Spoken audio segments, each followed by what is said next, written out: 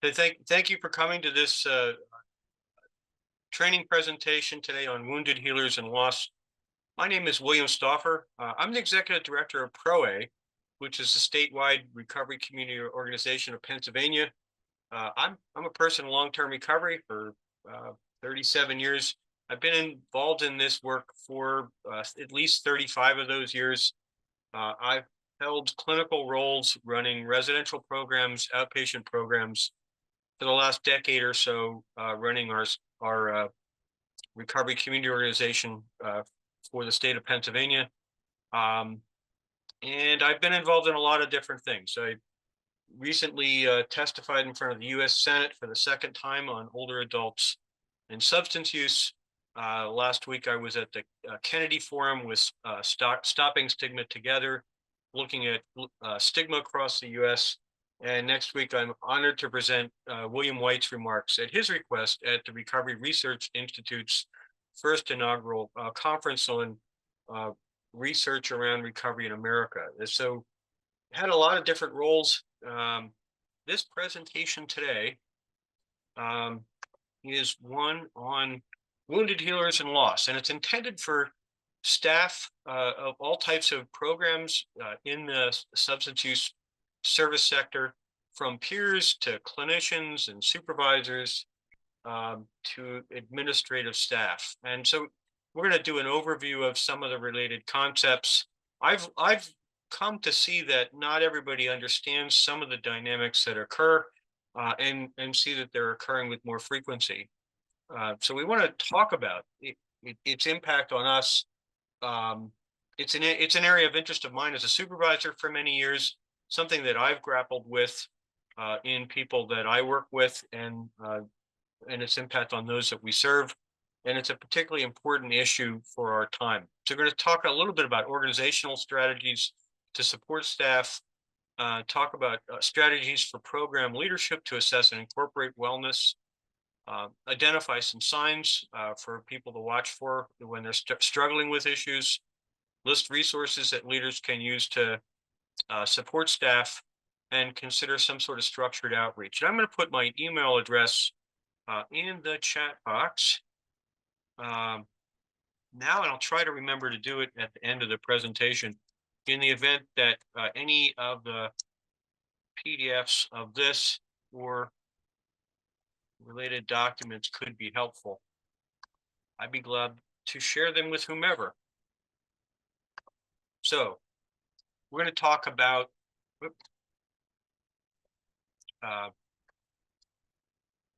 keep hitting the wounded healers and loss and those that we serve.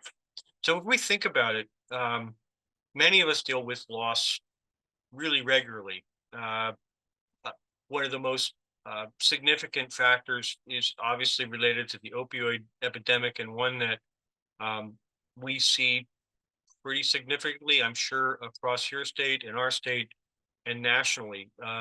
They've increased, and this is before the pandemic, they were increasing at a very significant rate. They have increased at higher rates since then. And those rates of increase have been disparate. They've affected African-American communities, particularly at higher rates than other communities. And even as we focus on those types of losses from opioid related deaths, we've also seen a surge in things like alcohol related deaths, which during the pandemic, depending on how you measure it, are up well over 25%. And so we have, in the work that we do on a daily basis, we have this tremendous amount of loss around us that we are coping with all the time. And if you're in this field and you haven't experienced a loss, you likely will. And that comes on top of what our own life experiences are. And we're going to talk about those things as we move on. I don't put myself out as a trauma expert. I am a licensed social worker. I teach at Misericordia University in Dallas, PA, and do cover a number of these issues. But as a supervisor and someone in this field, it's an issue that I care a lot about. And I think that that our programs need to think about these things more deeply as they impact all of us. So deaths in professional settings, we're just not talking about them enough. I know this through my own work at running programs and also talking to staff around my state and beyond, that we just sort of shuffle it off and move on and do our best to serve those that we can. Yet they mount, and so it has an impact on us, and I'll also talk about that as we move into this. But one of the main points that I want to get across is that we are going to need to focus on it more for a number of reasons. One, um, the increasing frequency of such losses, and two, the impact on our workforce. And I personal opinion, this is one of the issues that if we are to sustain and strengthen our workforce into the next generation, we have to think differently about the way that we have thought about these losses. In fact, I've been in this field since the late '80s. I am dating myself. And from those times on, for many decades, we've thought about this as self-care. And one of the things that I would want to point out through this presentation, one of my goals, is that it's systemic, and so that we should all be thinking about how we support each other. And so self-care is deeper than go home and take care of yourself. It's how do we think about this in a programmatic level and a systematic level, so that we're supporting staff at all levels to cope with some of the things that we face that are a reality in our field. The other fact is a lot of us have lived experience of one form or another. And see, these are people that we know, or we have known people who have lost their lives in these ways. Full disclosure, as a person in recovery, I've lost two immediate family members and many, many friends. And I know that that's not an uncommon thing. So we all come at this work, or most of us come at this work with some level of personal experience with loss. And I have some little data to support that a little bit later on in the presentation.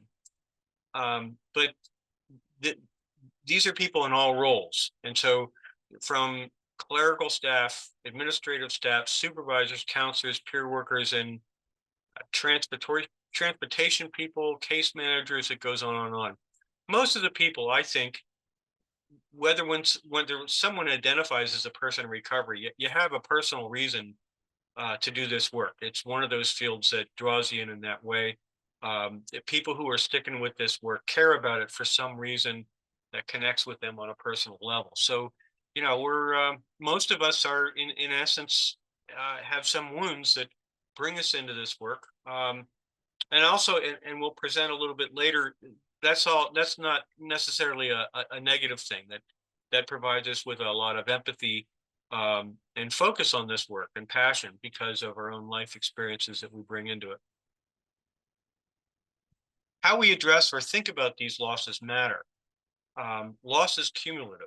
Our own losses, things that we've experienced in our own lives, those losses that we experience at work, things that are happening in our community. I was on a call with a legislator in my state, and we were talking about another matter, a group of us, and he held up a newspaper where there had been 7 overdoses in his county prison, and he's a person in recovery. And I immediately knew that he's gonna talk to all of those families just because of who he was. And I'm not from that community, and just I know the impact of what that's like, and for that elected official who has a personal stake in this issue. And so, all of these kinds of things impact us, and just looking at that reality for uh, my state legislator the other week had an impact on me because I've thought of known people who have lost in that way myself. We also want to think about how we address this for ourselves. We all have ethical codes. I have a couple as somebody who's certified in this work through our state board, and also a licensed social worker. And we have to take care of ourselves. We have to stay free of impairment. And when we're talking about impairment, we're not just talking about things like drug and alcohol, but we have to make sure that we're addressing our own trauma load in this work. And so it's really, really important. And why I mentioned that this is something we should be thinking about more is that a personal opinion. So we have to think about our workforce a little bit differently than we have historically. Is if we want to retain the workers that we have, and we need to, we need to take a look at how this is addressed systemically across our programs. So trauma-related impairment is real. It's not just about self-care. It's a shared responsibility across programs. And I think there's emerging dialogue. I'm hopeful. I'm seeing that an emerging dialogue in my state and across the nation about how we talk about these things and address them. So instead of telling people who work at our programs, hey, you had a loss, make sure you go home and take care of yourself and come back well enough to help someone else tomorrow. There's a lot more to it than that. And so I'm going to put out some questions here, and we may save you. How about we save some of these for the end? But things to think about as we're moving along here. That is loss cumulative? Is it at times related to our work? Is it at times related to our community, or is it all the above? Let's see what you think. I also want to talk a little bit. I'm covering a number of different issues that can come up, particularly in the workplace, and so I want to talk a little bit about the grief process. And any discussion on the grief processes should, in my opinion, start with the 5 stages of grief and the work of E. Kubler-Ross, who really pioneered work on grieving in America. I think I have read every single one of her books. They were deeply influential on me. And so the stages, and many of us know them, are denial, anger, bargaining, depression, and acceptance. As it's noted here, these stages can occur in any order. So, this is a sort of a way to look at the stages that go from an experience of grief into the experiences of healing from that grief. And so if you haven't ever heard of E. Kubler-Ross, and I think her landmark book is on death and dying, they're worthy reads, and for people to think about these. And these stages have actually been also incorporated into other ways of thinking about things. But this is typically how we have thought about the grief process for people who are undergoing it. Newer models or more contemporary models that have looked at the grieving process that identify they're a little more complex. There's periods of loss and restoration. So we don't move in distinct stages through a process of grief. It's dynamic.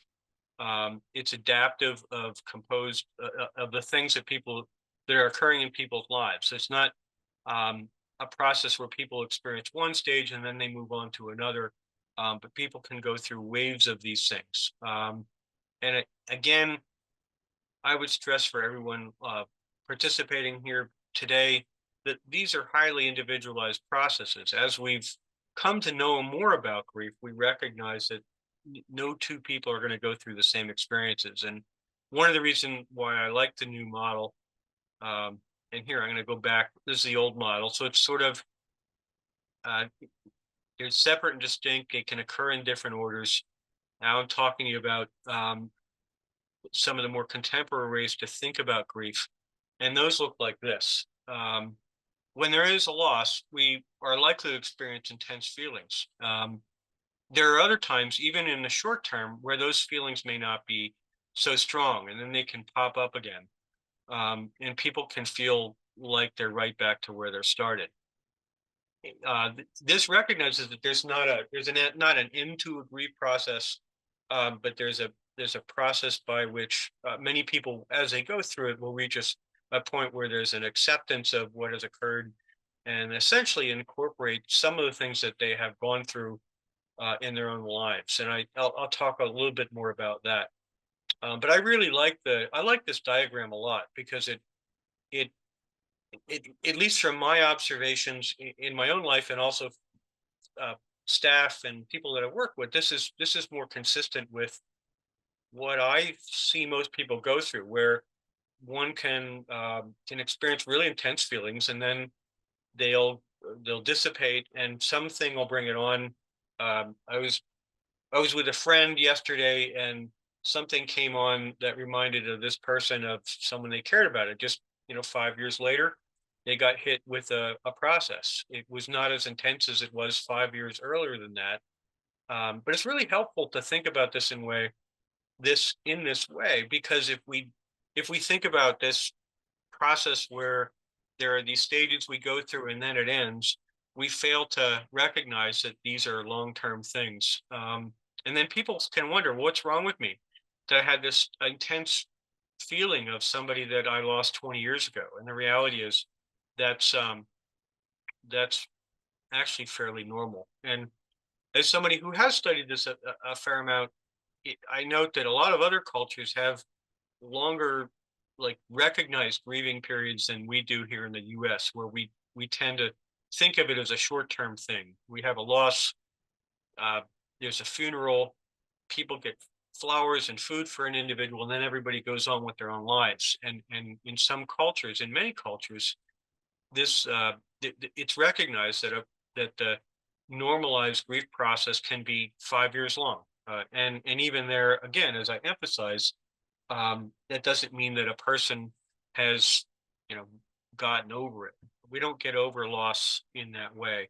It becomes incorporated in us. And again, I don't want to, for our listeners, I don't want you to think that that's necessarily in a bad way. But again, it's a more complex process. So some thoughts to think about as we move through this, and I'm going to leave a lot of time at the end for some discussion. Really interested in what people think. Um, is these questions? Can Does grief follow stages? Is it a highly individualized process, and or is it predictable for everyone who experiences loss? Just seeing if people are paying attention here. We're to think about how we support each other through the grief process, and we have to think about um, what our own process is, and so one of the things that's really important is, if you recognize what you've gone through, you can't assume that everybody else goes through the same processes. That something I teach in social work schools. One of the worst things that you can say to somebody oftentimes is, "I know how you feel," because you don't know how really anybody else feels. You may have experiences that sort of inform how they may feel, and you can be empathetic, but not everybody. I don't know how another human feels about any particular thing. I may again have some sense of this, so we want to think about. Um, we want to understand our own processes that we've gone through in our lives, um, and we can't expect that other people will go through the same things. And those spiral aspects that I talked about in the complex model in the prior slides, we can't assume that everybody will go through an identical process. It's a quite complicated process.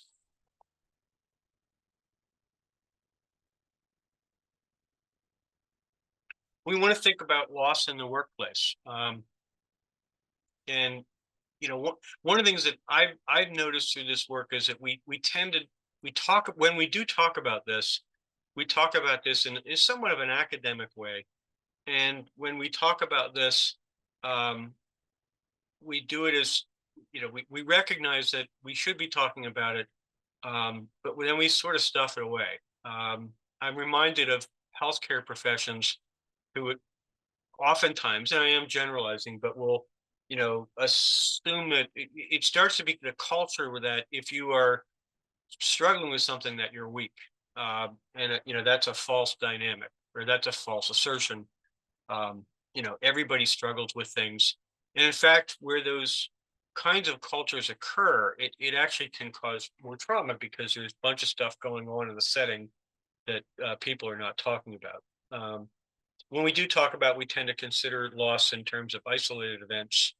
um, I'm going to talk a little bit about debriefing, and we should be considering a particular form of debriefing. But that concept, and I'm going to go through a little bit about how it can be problematic. And we also need to think more broadly about how we deal with staff wellness. So if we think about how we process things and provide for staff wellness more systemically, the kinds of things that occur when there's a major event are just going to come routinely instead of us sort of calling in special resources for that particular event. So we want to think about, different signs that can indicate that a staff member is struggling. Um, Intense feelings of senses of guilt, thoughts of suicide, preoccupation with death and dying, feelings of hopelessness or worthlessness, slow speech and body movements, difficulty concentrating, disordered sleep. And so, these are warning signs that something's happening. And they're also, I just, not to create too much of a stir, but these are normal signs of something traumatic that's happened to you too. Just a little disclosure: a couple of years ago, it's actually the a week before pandemic lockdown. I was out to dinner with my wife, and I'm sort of vigilant. I watch what's going on around me, and I just happened to look up when a woman across the restaurant started choking, and I locked eyes with her, and I got up, and I did the Heimlich maneuver, and I saved her life. And I felt really good about that. But for the next week, I experienced not all of those things, but I had difficulties that just I had a traumatic event, and even a good thing like I saved someone's life can have a trauma load on people. And after this occurred to me, I thought about all of our staff and people out in the community doing naloxone reversals and things like that, and so we can sort of normalize that kind of trauma. Now, for my event, I ended up talking to a friend of mine in recovery and law enforcement, and it was really helpful for me to talk to somebody who understood this.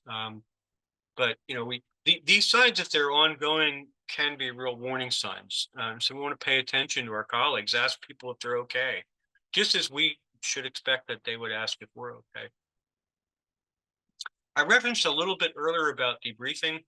And I said that one of the things that could be helpful is one particular type of debriefing, and that's operational debriefing. And that, we have routine informal ways of when things are happening, that people have an opportunity to talk about it if they want. So if we're doing daily staff debriefings at the end of a shift or a weekly staff meeting, hey, what happened this week? Give people a chance to talk about the kinds of things. um, you know, that's a kind of debriefing that we should be doing. And one other disclosure: after 9/11, I was trained in uh, what is called critical incident stress debriefing, um, and some of the kinds of things that we learned, including the psychological stress debriefing stuff above. I learned things that were not helpful, and actually, if used, can cause people more problems. So we want to be cautious about that, about how to use debriefing. Should be only people who know what they're doing.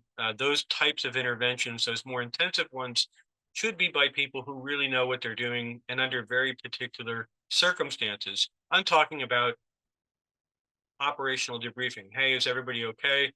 What happened this week? Stuff that we need to talk about. And if that's happening routinely, even when there's no major traumatic events in the program, people can discuss things as they see fit, and bring things up. And it creates a culture where people are open to talking about things that are happening. That's really what I want to stress here. Um, if you go in and sometimes, as I referenced earlier, we're all how we deal with these things is very individualized. We could actually increase someone's trauma by saying, "Well, you need to go see an expert on this," or something like that. We don't know exactly how they go through this, and we could actually be increasing their trauma load by making them do something like that. Um,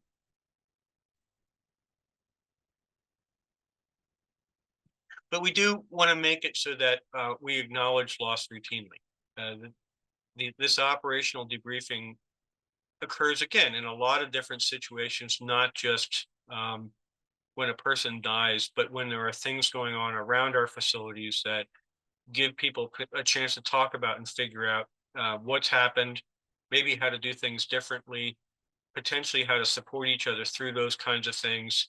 And simply, the, team members reflect on a recent experience, discuss what went well, opportunities for improvement.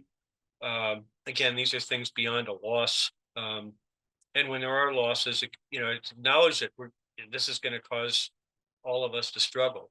When I using my prior example, when I saved a woman's life in the restaurant with the Heimlich, I when I went to work that week, I made sure people knew that I just had a major trauma event. I saved someone's life, but it was still an event, and I wasn't all there. And I was also paying attention to kinds of things that I did. Um, and I increased, and I'll talk about this a little bit later too. I increased the kinds of things that I do for self-care. And for me, I like to be out in nature. Most of the pictures in this presentation are things that I'm doing in my own wellness, which is sitting out in nature and taking pictures and things. It's not my all I do, but it's one of the things that I do. Um, we want to offer people opportunities to support each other, and create that culture where we're teams and that we care about each other, and that wellness of our whole staff is really baked into the culture of our programs. I want to talk a little about ethical and legal considerations of these kinds of things. And they raise a lot of complex issues. And I put this training together because of a number of questions that came up in our own state. Um, and so when there are losses, now putting on a supervisor's hat, there's a lot of different things that causes for the program to have to look at. And so if you're working in a program and there's a loss in your program administrators are going to have to grapple with legal and other kinds of things that happen, and that has it has an impact on the whole program. Um, but I just want to acknowledge that these are things that supervisors are dealing with, and so you may not find that if you're in a staff that even the administrators are able to talk to you about everything that's happened, right? Um, and then they have to grapple with how they disclose that kind of information to the public. Uh, I on this on this slide, really one of the most important things I would want to emphasize is right there in the blue in the middle. These uh, these rules are in flux. So I'm talking about 42 CFR Part 2 and HIPAA. Um, when there's a loss, talk to your legal counsel, look at your program policies, look at your state laws, those kinds of things. But one of the questions that came to us is how about disclosure of information when someone when after someone's death, and so I thought it was really important to let people know that just because there's been a loss, that the individual still has privacy rights. So if you don't remember anything else from this slide, remember that. And again, some of these rules are changing, but just because there's a loss, you don't want to assume, well, that person's gone now, I can openly talk about that. That's not true. So consult your legal counsel. If you're working a program, talk to your supervisors about, like, what do we do in this situation? Um, and so that you don't end up causing trouble. But what can happen is how these things play out, um, is that there's multiple experiences by different groups. Um, when there's a loss in a program, and I've experienced this unfortunately a couple times, you may have external groups seeking information um, from the program. There may or may not be consents to talk to those people. It can be law enforcement or authorities or things like that. Could be family members, either trying to find out information, or when other people are trying to find out information, you have to think about the privacy of the deceased and its impact on their family. And then there are the experiences of their clients, and people that knew the individual who has been lost. And unfortunately, these are things that programs are grappling with all the time. But if you think about it, all these things are occurring at the same time. And it also, as the staff are dealing with their loss, they're also dealing with all these dynamics that they're trying to figure out how to handle those things um, with their internally, and then handle the things beyond. So, for people out there attending this, it would be my recommendation that you go back to your programs and you talk about, like, how would we deal with these situations. Talk to your administrators so people understand what occurs. What does your program do? How do you do it? That's consistent with your state, um, with your agency policies, with your state regulations, with their funding rules, with the federal regulations, and all the things that you have to follow. So um, I'm not telling you a particular thing to do here, but thinking about it ahead of time can sure help you handle how people deal with it, and also understand that you know program administrator might not be able to tell the clients everything that they know about what's occurring, because they're trying to protect the privacy rights of the individual, for example. And if you don't understand that, you might like that you may not understand what's happening. If you understand that based on role function and all the rules that they may not be able to do that, that kind of can help you deal with that situation. And it's also important to think about how we learn about the loss. Not all staff get information at the same time. There are program staff that may learn immediately as it happens. Um, People witness things. People learn when they come into work. Depending on how these losses occur, they may learn out of the community. I've been in situations where I get a call from authorities, and we may even learn from family members about somebody who no shows an appointment and things like that. And so each of these roles,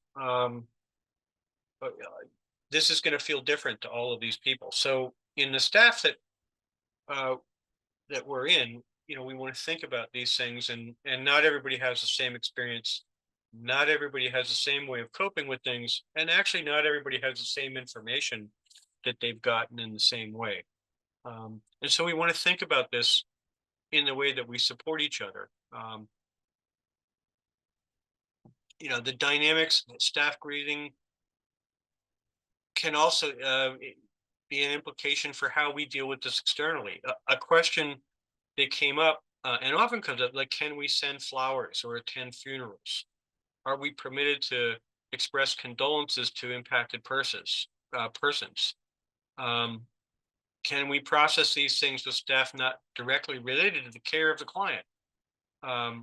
These are questions I'm not going to give you yes or no answers, because they're actually fairly complex things. And I would tell you to go back and these are the kind of things that programs should think about ahead of time. And the answers, I'll tell you, from my programs, it's really dependent on a number of the different factors. So, um, if you can't, if staffs are not able to attend flowers or express condolences, that actually adds an impact. But you also have to follow the rules and regulations that apply to the situation.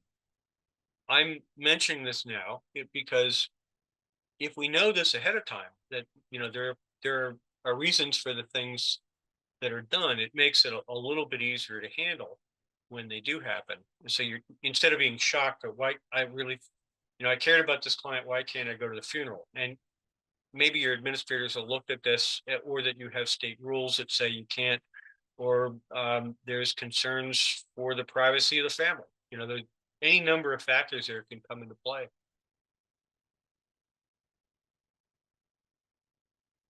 So organizational leadership matters. As I'm talking about these things, again, quite complex matters. Um, it can be really challenging for leaders to navigate these things. One of the things, again, I'm emphasizing is you talk to, as these events emerge, you talk to the leadership of your programs. Um, when possible, leadership should try to assist the program staff in how they navigate it. but the program staff really has to understand that um, that program leadership may not be able to provide all the details about any given type of loss. But being as open as transparent, even if you're leading a program and you can't share information, you say, listen, we have something, we can't share everything we know. I'm going to do the best I can um, in talking about what's happened, and then creating a culture where people can talk about it, and also providing things like employee assistance programs, making sure that if people do want to have places to go beyond the program to get those things, that they need it. And again, one of the reasons that I put this training together is that some of our programs weren't really doing all of these kinds of things, and you may handle a lot better there. Um, but it is vital that we think about these kinds of things as losses unfortunately are so prevalent. So expanding systems level support for our staff. Again, it's common in all of our staff. It can be traumatic, and it's a common life experience. It's common for people who get into healing work to have these kinds of experiences. Um, and we need to understand that and sort of incorporate that into our work. One of the studies that I referenced, this is actually related to social workers, but it showed a high prevalence of people who get into social work who experience a level of trauma in their own families. And I expect that this is probably true for people beyond the social work professions who get into this work. And so we should recognize that in our programs, a lot of staff, in, including us, have had life experiences that inform them, and not all in a negative way. These are some of the reasons why people can get into this work. I want to talk about some of the basic definitions. And as I put this presentation together for people at all levels of um, educational backgrounds and peers and things, is I started to recognize that some of the staff who were dealing with this thing, I'm particularly thinking of peer workers out doing naloxone saves in our communities, that no one had provided any information about these things to them. So uh, when they had a high trauma load and they were going through the things that I talked about in the prior slide, where they were having difficulty paying attention. I'll bring this up in another slide too. They didn't understand where it was coming from. So they couldn't put a name to what it was that they were experiencing. So, these are uncomfortable topics for us oftentimes because, they relate to us. And oftentimes, my opinion is we get in this work to help others. And so, oddly enough, it can be uncomfortable to talk about amongst ourselves, but um, we should have discussions about all these kinds of things. Burnout is not something that happens overnight. It's a gradual process, oftentimes a gradual process. And it's not necessarily just related to overwork. It could also relate to loss of purpose um, in the work that's being done in a couple other things. And then vicarious trauma is a reaction to somebody who's witnessed something secondhand, like a client tells you something that was traumatic in their lives, and it sticks with you. And if you do this work for any time, those things will probably happen to you. Talking about compassion fatigue, it tends to be acute, rapid onset. The example that I used before of what happened to me when I saved a person's life doing the Heimlich maneuver um, was a lot of these kinds of different things. That I had difficulty sleeping, couldn't concentrate, um, and I was aware of it. So I knew at this time I need to really focus more on self-care. I spent more time in nature. I spent more time with my close social friends. I was able to reduce some of the work that I was doing, which you'd want to do. If you have some traumatic event, you want to let your supervisor know. We tend not to do that when we feel like we shouldn't. People may think badly of us if we have that experience, or when the reality is these are these are normal human experiences. So we want to say, hey, and I went into my staff and I said, this happened to me and I'm not entirely here. And I'm going to take a little time this week, and I'm going to take care of myself. And that's part of the normalizing of what we need to do. And when we don't do that, we're actually causing more trauma load in the people that we work around. It can also be a gradual process that is subtle at first and gets worse over time. Um, and again, some of the things that I referenced, you want to invest more time in closest friendships and relationships, stay connected to people, um, do things that are meaningful to you kind of stuff. And at any point, I'll say this, having done this work for 35 years, it's okay to not be okay and to get help. That's actually a professional responsibility. I've had things in my life in my 35 years of doing this work where I went back for some brief counseling to work out some stuff. That's an ethical obligation to the people that I serve. And I say that here because we need to normalize that too, right?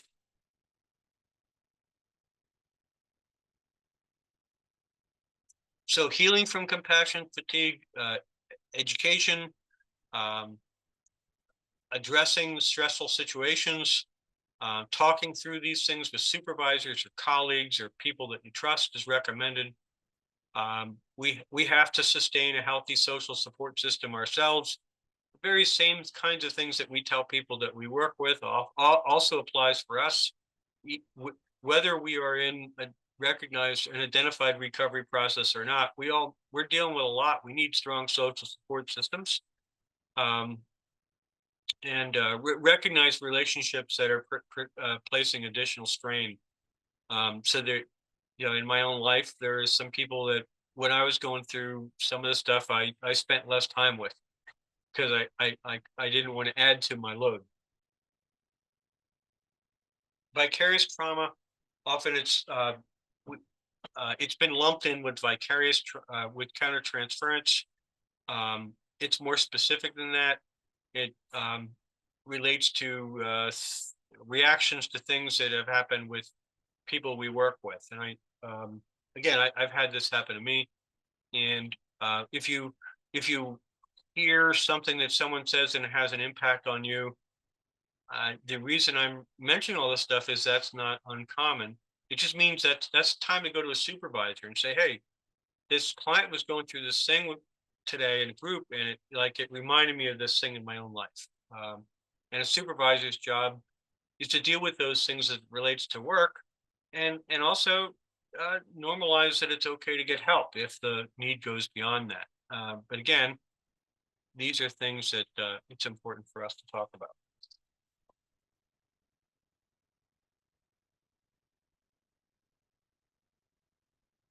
It can occur through empathetic engagement as we're working with people and we're closer to them.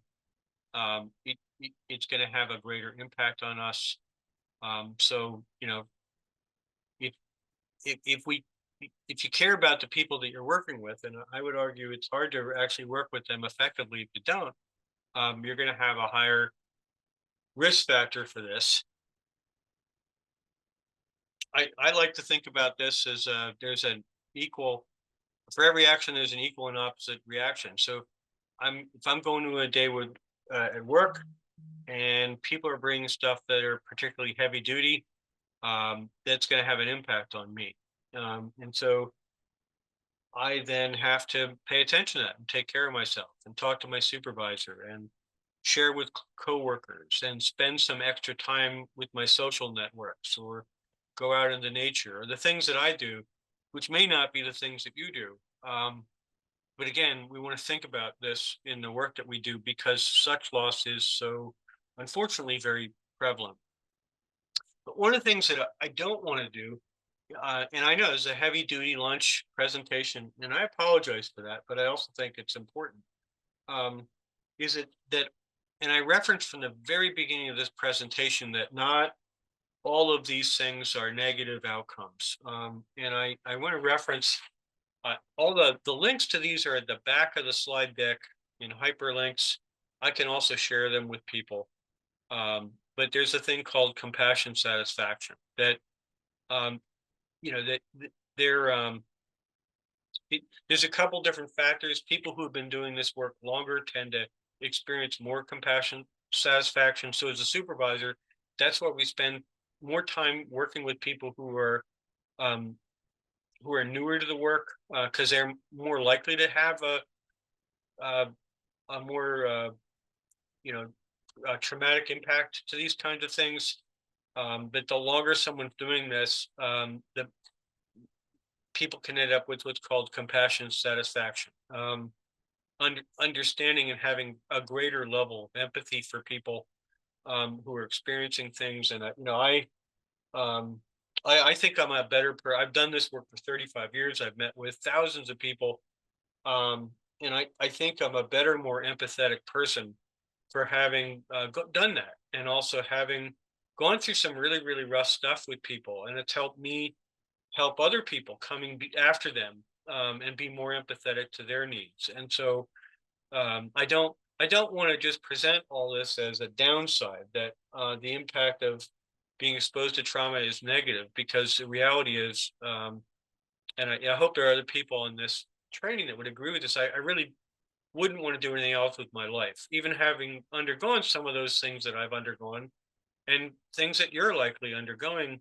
Um, I think one of the greatest things in my life is to having spent time with a lot of different people with a lot of different life experiences, and it's helped me be a better helper too. So it's not all negative, and if we incorporate it in ways that that doesn't harm us, it helps us help others even more. Then I talked a little bit about systemic considerations. So I would certainly be advocating for talking about this stuff as a norm across our programs in ways that we generally have not in the past. And I am making generalizations, so I'm not saying that no programs do that. But generally speaking, we have such demands on our care system that we don't take the time for this stuff. We go through something, and then we might deal with it very briefly, but then the next thing happens, and it just um, if we want to stay to be when we stay a vital system that retains people over a long time, we're going to have to do a better job at this stuff. Um, and leaders play a key role in that. As I said, acknowledging that things are hard, and that things can be difficult, and that we as a team are here to help each other, and then just really showing that, showing empathy, showing that it's normal to go through things. My very act of going in and letting my staff know that I was having some trouble with something that happened to me outside of work, was me actually normalizing that these things happen. I was giving other people in the program permission that if that happened to them, that it would be okay to acknowledge that they were having a rough time. And if you don't do that, then as a leader, like the people in the programs don't know that leaders are going to accept that that's a normal part of what's going on. Um, and so thinking about program wide strategies to support worker wellness are I would argue, a professional responsibility of the agencies that we work with. And again, I'm not, if you're working in a program that hasn't put a lot of emphasis on this, I'm not beating them up either, because it's really hard with all the challenges that they're facing to etch out a little bit of room for this, because the programs are also under a tremendous amount of stress. I would argue that it's worth it though. So if we do so, it will help us retain workers and also to be more effective. And like coming back, I referenced I don't know the Connecticut uh, certified professional ethics code. I know somebody on here is going to know that right away, but I'm going to really strongly guess that there's stuff on there about wellness, and making sure that you're not impaired by things that are going on. And I would extend that to whole agencies, that we need to think about this more systemically, and then beyond the agencies to our fields. to make sure that the wellness of our staff, our agencies, and our whole workforce is something that we take more seriously. So we want to prepare information for people. Where are our local community resources on grief and loss? Providing information oriented to professionals or people in the field, not just our clients. Encouraging the strengthening of recovery capital and support networks within our own staff, not just those we serve, are things that we want to walk the path that we're telling the people that we serve to walk, which is making sure that these things are available to us as well as them. I did put together some resources here, and again, I can put this PDF with all these links out, and I have a handout on this too about different things to think about. There's some work by some like Sandra Bloom and some other people here that are really good if you haven't taken a look at this. And then some things to consider about, what happens when we have losses in programs that we are in, or the ones that we've experienced in our own lives. And Bessel van der Kolk, The Body Keeps a Score, is a favorite book of mine, and I love this quote. It's courageous to face these things, and it's vital for not only our own well-being but those that we serve. So the things that we hold secret or the things that harm us are things that we tell our clients. It's also true with us, and that's also true on a programmatic level. So we want to this is my pitch for focusing on this more systemically. So I've actually left a fair amount of time for questions, because I'm very interested in that, and I also think that the dialogue here is important. And I, again, for anybody here, these are really heavy issues, and if anything I've said, I've tried to keep it general, but if anything I've said has been disturbing, talk to a supervisor. I could hang out, give information, but it wasn't my intention to do anything like that to anybody. But it also, we have to figure out ways to talk about this stuff. So I see a couple things. I'm going to put my email in here again. I am getting some requests for stuff, and I'm going to open it up for questions or thoughts.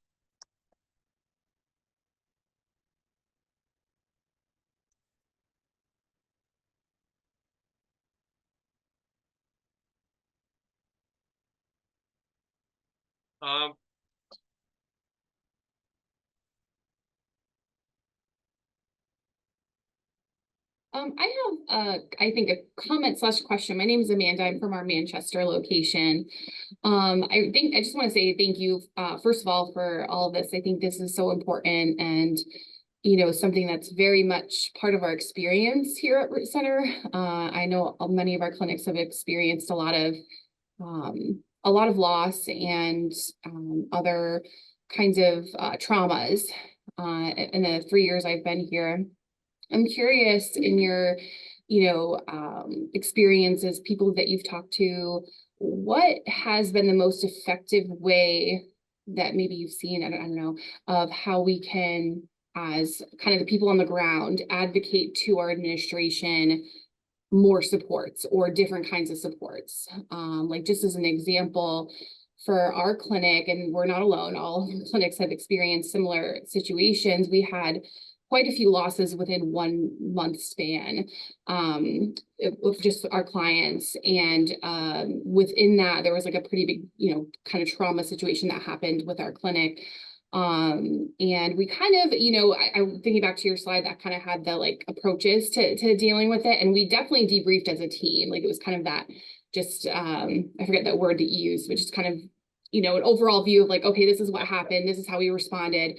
But like really not a whole lot from administration as far as like, this was like kind of an experience for all of us, right? And how do we because I feel personally, and maybe this is just me, that when we deal with traumas as a group, that it can be really helpful to process as a group and have professionals come in that know how to deal with these situations to help the team in that situation. Because when it's the whole team that's affected, right? Like you said, like I think that was a really great example, you being vulnerable with your team and saying, hey, I went through this. I might not be 100% here. I might not be 100% myself. But when it's your whole clinic that has that experience, the clinic still has to run, right? Like Yeah. we still have to have jobs to do. And so I'm curious, maybe your thoughts on that or things that you've seen. Again, I'm emphasizing that there's no particular one way, but maybe drawing some of the administrators into some of the conversations, like a team meeting like that. This is our experience, and we know we have work to do, but can we think about different ways that that to support the wellness of our staff, and just sort of putting them in, and there may be small things that can occur that can really help people, or even having administrators recognize, hey, we know you're going through this stuff and we're part of the team too. I I think that having I'm well read in a couple different areas, but um in really traumatic situations like combat, teams that support each other weather things better. And there is no perfect way to weather some of the stuff that we deal with, but just recognizing we're all in this together, and maybe pulling some of those administrators in and saying, hey, listen, we went through this yesterday. We don't expect like a miracle from you, but like, are there things that could be done for our team, or could you just understand that this is what's going on? And um, but potentially by doing that, just my thought is that you may be able to come up with some simple things that make people feel like they're heard, and that their experience is understood, and maybe open up that avenue for support of the team. Um, and so that generally is helpful, and people want to be heard and understood, and at times may need something a little extra to help, and that we all should have EAPs in our era, and it should be normalized that it's okay to go for help too, because some things that happen sometimes it happen. Well, I'm tough. I don't need to do that, and that's really, my own opinion. That's the worst way to handle it, because you're setting yourself up. So I don't know if that's helpful or not. I do see Jeff's hand. Good afternoon, Bill. Good to see you. Good to see you. Um, One of the things that you mentioned, how this is a difficult conversation to have, and that it's kind of heavy, but that it's not all bad. I have to jump on that and agree wholeheartedly.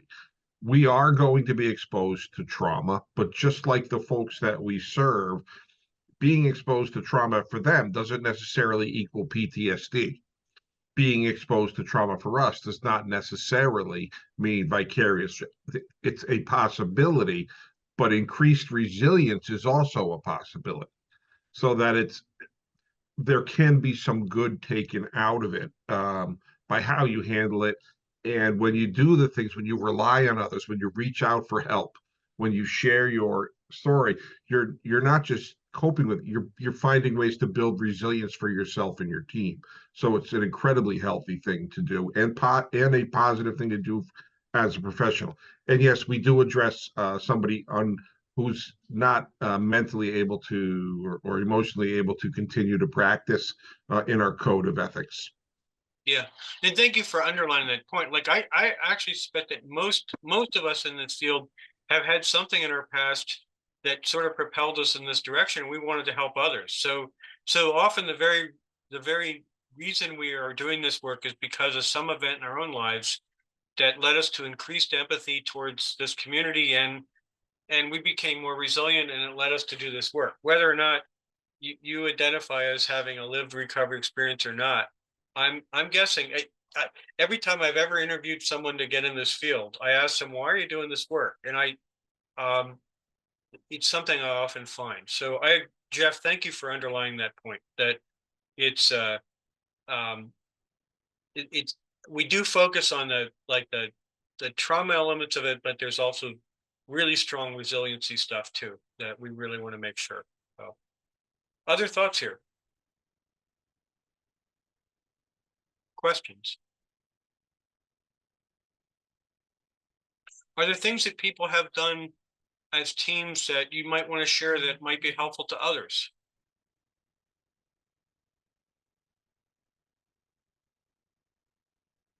One of the things that I did when I had a team that had a particularly um, rough event, and I couldn't do it right away, but I scheduled an afternoon where we all just hung out and had lunch together, and just just time away where people got to decompress as a team. And we didn't really focus on the event that happened, but it just gave us enough pause. And I couldn't do it right away, but it was like a week or so later that, and people got to be together and break bread together and just decompress a little bit. And they really needed that. And it helped build that team resiliency too.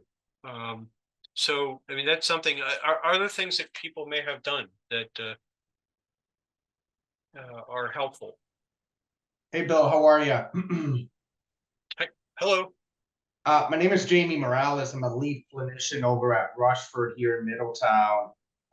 Thank you so much for taking the time. When I saw this being advertised, I jumped right on it. So I'm really excited to be here today and hearing you and the rest of the colleagues here. Something that I found very interesting here at Rushford, Hartford Healthcare, is that we're given the opportunity for all clinicians to participate in a volunteer postvention group. So really what that means is whenever any department is going through a hard time or experience several losses, some of us are deployed to then go to that department and kind of support with that processing. Back in October, unfortunately, I lost my mom unexpectedly. And then when I came back from for that time off, within one day, I had a couple clients in my caseload die as well. So, needless to say, very heavy for the month of October. And they brought in the postvention folks. They actually came from IOL. And I thought it was the most effective way of really processing the losses that we experienced here, and in some ways, kind of my own personal loss, right? But really, what mattered and made it click really good for us was just we know this is other colleagues of ours that we've never met before, and there was yet an unknown factor there, but a very well-known factor there that you're coming here, we're working for the same place, you've gone through some of the same situations, and we found it to be very effective. Then they followed up with us 2 weeks later too, just to see if we needed another team session or not. So I thought that was a great feature here. I've been with Hartford Healthcare for 5 years, but that was the first time I knew that existed. So I found that to be very effective and nice. Thank you. I've gone through like that where you have a personal loss and then there's work related losses, and I was still able to effectively do my job. And I'm listening to you. I'm gonna bet really strongly that you were too. It's not like we fall apart, but we do sometimes benefit. Not all the time. Like I have a personal opinion here. I wouldn't want to force someone to go through that process at a time when they didn't want to, right? Um, but but like it can be part of our self-care. And I think sometimes we get afraid that that by acknowledging it, people will think that we're incapacitated beyond doing our work, when in reality it's just that processing, it's normal. And so that's, thank you for sharing that. So so again, I'm seeing a bunch of chat messages on the topic, and I suspect that this is one of the issues that almost everybody deals with. And if we give each other permission just to acknowledge that we're going through this, and that's helpful to all of us, and recognize that it's a common thing for administrators to make sure that there is help available if somebody needs it, and having a culture, just like Jamie mentioned, where, hey, if you want it, it's here. And that normalizes help for helpers. And that's really like what we need to do. And it doesn't mean that everybody's going to need it either. So thank you. I see Madison's your hand up. Yeah, I was actually gonna say something just based on, or similar to what you were saying, how like helpers need help sometimes too. And I think sometimes like we might even forget that just because we're in this field and we are mental health professionals, that like we don't also need assistance with, I mean, anything like in the spectrum of life, but especially with grief. Oftentimes it's the assumption of others. And then again, I think that becomes internalized, like, oh, this is what I do for work, so I'll be good. But we're, not immune to the human experience. So, being able to be vulnerable with ourselves and then with other people can be really helpful. But also like to your question before of like what is helpful within or what might be helpful within the work setting, especially when there is like a group trauma or just like a collective trauma. I think just like holding space for everyone to share and like acknowledging it and acknowledging that like we might now be different following this trauma. So I don't know, if was it Amanda talking from Manchester? Because it says it doesn't say okay. Like if something like that might have been helpful, just like acknowledging like, okay, like this happened. Here's a space for us to kind of just share our thoughts and like how we're affected by it. Somewhere that I used to work, one of our staff members experienced a very significant loss unexpectedly in her life. And we just like all held space for each other and this coworker. And like we didn't go into it with any kind of like agenda or like idea of like what we were going to get out of it. And I found that to be really helpful and just like acknowledging the humanness of life like outside of our work. So I think that vulnerability piece is huge, and just like showing up for each other in whatever authentic way that is. Yeah, thanks. That was so well said, Madison. And I want to go back to, Jeff was talking about resiliency.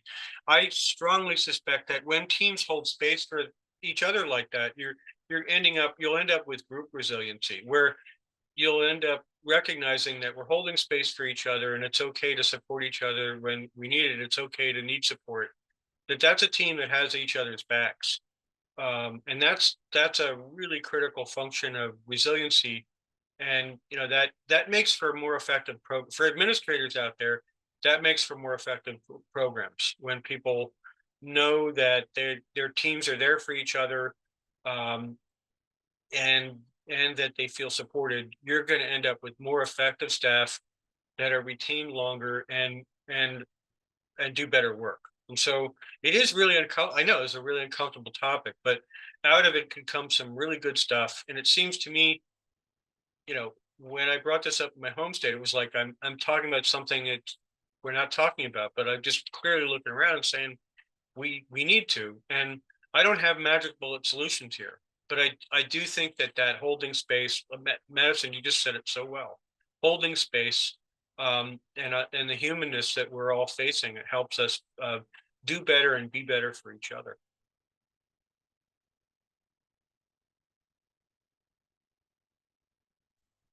Any other thoughts here? I've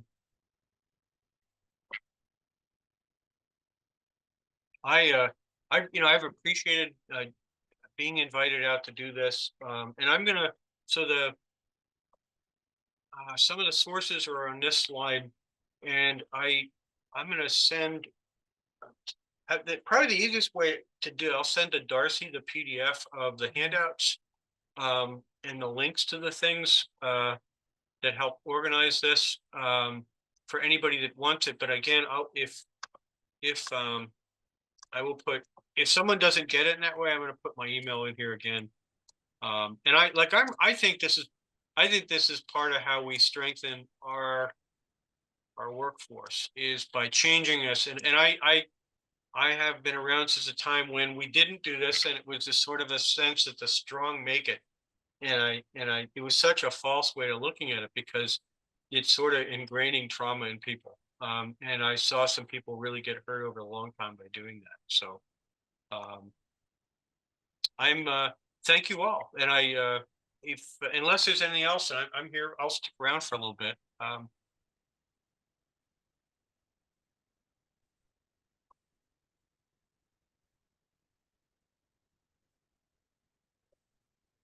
Appreciate it.